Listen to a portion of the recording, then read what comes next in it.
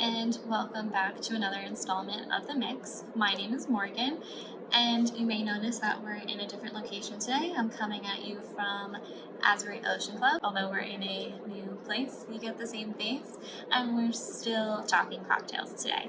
And we're going to be talking about a cocktail that is featured at the Asbury Ocean Club in the summertime, which is called the White Lady. We do a version of the White Lady here, and I'm going to make some modifications to our recipe as well. Instead of vodka, I'm going to be using gin. But the main point is that we're going to drink some booze tonight, so let's get into it. You're going to need a few ingredients and a few tools. Ingredient-wise, you're going to need some gin. I am using the Asbury Park Distillery gin. It's one of my favorites. I highly recommend it, but you can use any gin that you have. We are going to use some sort of mint liqueur. I'm using the Giffard's mint.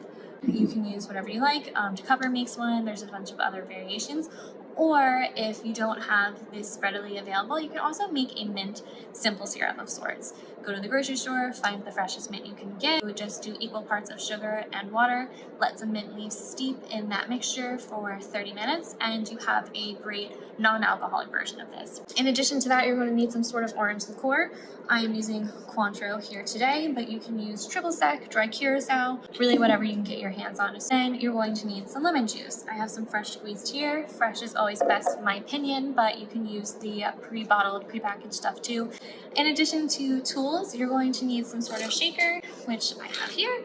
You're going to need a strainer. You're going to need some sort of measuring tool, such as a jigger or measuring spoons. You're also going to need some sort of cocktail glass. I have a martini glass here, but any sort of vessel will do. And last but not least, you're going to need some ice as well. So once you have all your tools laid out, ready to go, let's learn how to make this drink. We're going to need 1 ounce of gin.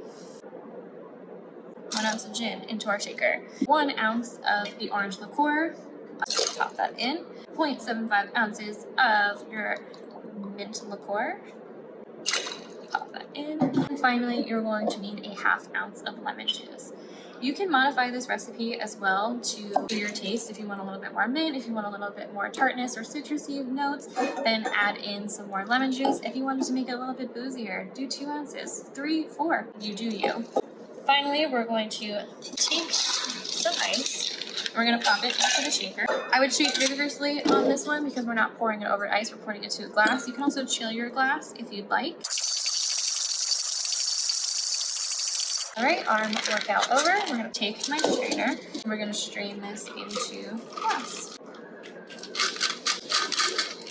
All right. In terms of garnish, this is totally up to you. I'm using fresh mint, but if you don't have mint at your disposal, maybe you have some lemons, use a lemon twist, use a lemon wheel, or don't use anything at all because you're not drinking the garnish, you're drinking the drink. So this is really just for some added aroma. Like I said though, I'm going to be using some mint.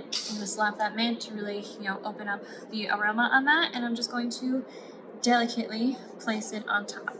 And there you have the White Lady.